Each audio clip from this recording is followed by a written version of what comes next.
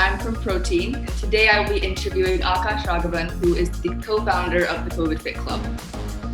I'm Akash, currently in grade 11 and co-founder of COVID Fit Club. Akash Raghavan is the co-founder of the COVID Fit Club, which is an online initiative that focuses on the physical and mental health for youngsters, which started out during the pandemic. They have a team of young, like-minded teens who encourage other teens to practice physical activities to keep fit and in good health. So, can you elaborate on the initiative of the COVID Fit Club and what it represents? We initially, sorry, we initially started COVID Fit Club as a small project which we would be funding ourselves to help kids in our community keep fit during the pandemic, mentally and physically. After a few weeks of this being a huge success in our community itself, we decided to do something good and try to make it a non-profit organization and donate some money to charities such as Midi Cafe and with various others. So we had initially started with around 15 to 20 students from our community itself.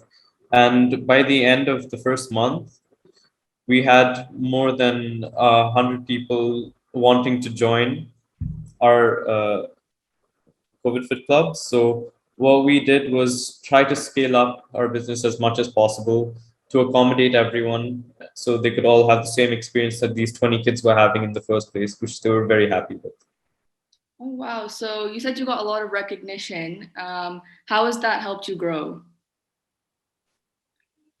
So with a lot of recognition comes a lot more customers or clients in our case. So we had to scale up at a rapid pace, and we did not have like the manpower to do it. So we had to hire more instructors. We had to make a management team. Before it was just me and Rohan running the classes for those 20 kids. Now with 120, we had multiple new instructors. Um, we had to organize our money very carefully. We had to bring in a management team to help keep everything organized. So it was a big leap, but with the amount of clients it brought in, we were able to get more money for the charities we were looking to help. Ooh, nice. So, how did you manage to pull off the team of a bunch of like-minded teenagers who now comprise, your group of people that are helping you out? We initially started by asking people from our own school if they had would like to join this initiative and help us in fulfilling this dream that we had. And eventually, we found a lot of people, and the word had spread that we were looking for instructors for people for our team. And we were approached from people from teens from various schools and saying that they wanted to be part of our team as well. So what we did was accept those that we thought would do good in our team environment and had the same vision as us, and that's how the team came into place. Nice. So, when did the idea to, start this initiative in the first place, when did that occur to you? It was at the start of the pandemic, about a year and a half ago. So at that time, we were at the start, we had no online school. Our summer had just started, and we could not go outside because of the lockdowns.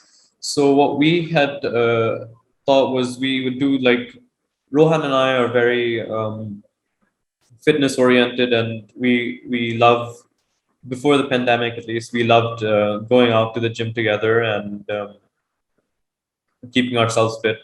So what we decided was that we would do our gym in the home itself, and we were not able to do it very regularly as we didn't have the self discipline to, and we found ourselves a lot of the time just watching TV at home or doing just basically wasting our time.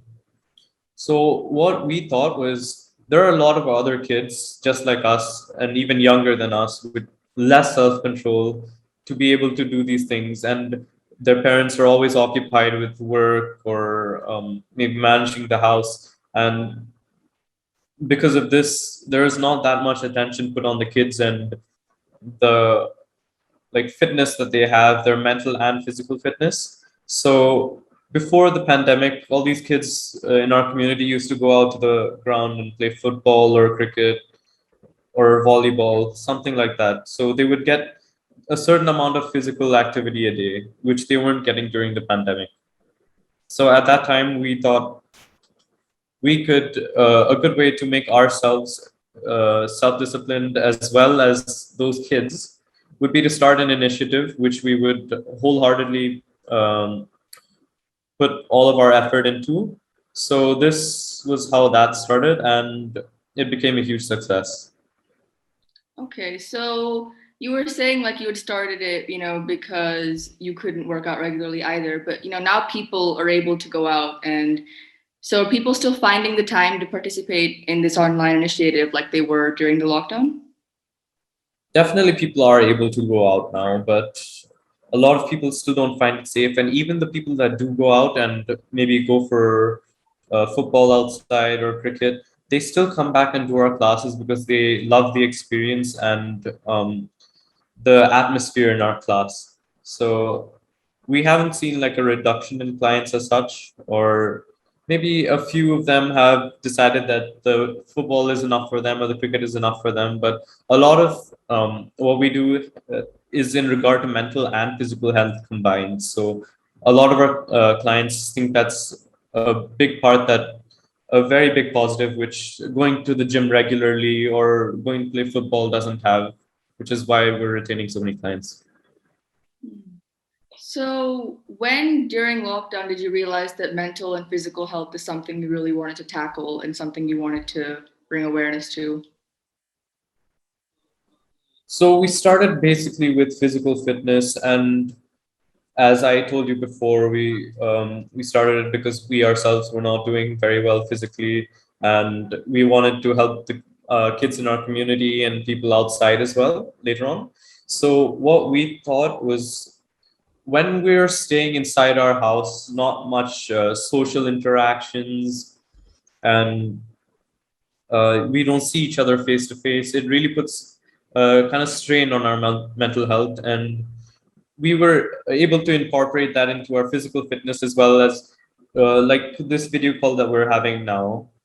I'm talking to you face to face. So it's a place for social gathering as well as having a physical workout. So in more ways than one, we've helped the kids' mental health. We've held mental health seminars and partnered up with a foundation called Happiness is Love, which is a mental health foundation, and we've had seminars from them with our clients. So it's helped them a lot. That's cool. Do you personally think that physical health is talked about as much as mental health? I think physical health is talked about a lot, but mental health, I feel like, is what really matters above physical health. So I think it's talked about just the right amount compared to mental health. Mental health is talked about more, but I guess that's because it's more important and more people have mental health issues than physical health issues. But mental health is very important as well as physical health. But physical health is something that most people can keep in check themselves, but mental health is very hard to seek like help for. Whereas like if you're uh, have a deficiency in your physical health, such as obesity or just general fitness, if you need that, it's very widely known that you go to the gym or you go to yoga or something to help with those issues. But with mental health, it's very hard. So if I ask you now, if you had depression, what would you do? Not many people can give an answer for that. So that's why I think it's talked about more than physical health, and it's correct to be talked about like that. Right, definitely. So you said you guys have a lot of customers and it hasn't decreased or anything. So what do most people that approach your club expect out of it? Well, of course, they expect a good workout and they expect a fun class where the kids will enjoy themselves as well as do some work.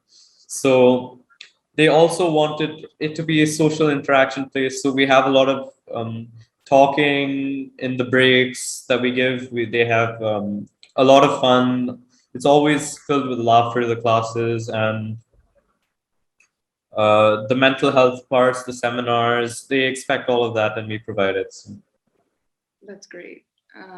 Have you seen, a difference in the people when they like started and where they are now? Has it been good? Like the Definitely, progress? yes.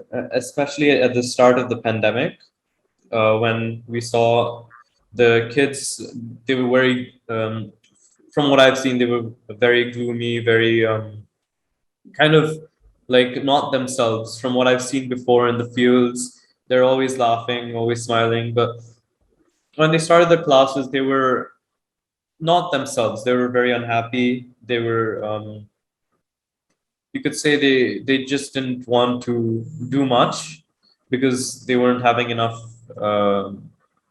So I guess you could say the strain on their mental health was affecting them a lot before they joined the classes, which is when they got the social interactions they needed, they got the physical workout, and they had a lot of fun. And I think that was a big part of why we were a success. Okay. So I noticed in one of your articles about your initiative, you guys have a connection with Miti Cafe. Could you elaborate on that? Miti Cafe is a non-profit organization which hires disabled and physically challenged people to help physically and mentally challenged people to help them make a living for themselves while providing for others. So it's a brilliant foundation which we teamed up with as one of the charities that we wanted to give money to. So in our first month, we gave 1 lakh to Miti Cafe, and we had a wonderful experience with them, and we've gone to their kitchens where the mentally challenged and physically challenged people that they hire are cooking for immigrant workers and people who don't have food at these times. So it's really a great foundation. That's really great. My last question for you is about your future plans for the COVID Fit Club. So, what are they? Future plans are very we're just trying to build on what we have right now, not trying to expand too much as that would kind of undermine the quality that we have right now. So what we would like to do is keep the quality as high as possible and reach out to as many people as possible. So we have to find the right balance for that. So constant quality checks and basically just trying to keep up what we're doing is the biggest goal for us, and definitely making more kids happy. That's really great. Well, that was all I had for you. Thank you for your time. Thank you.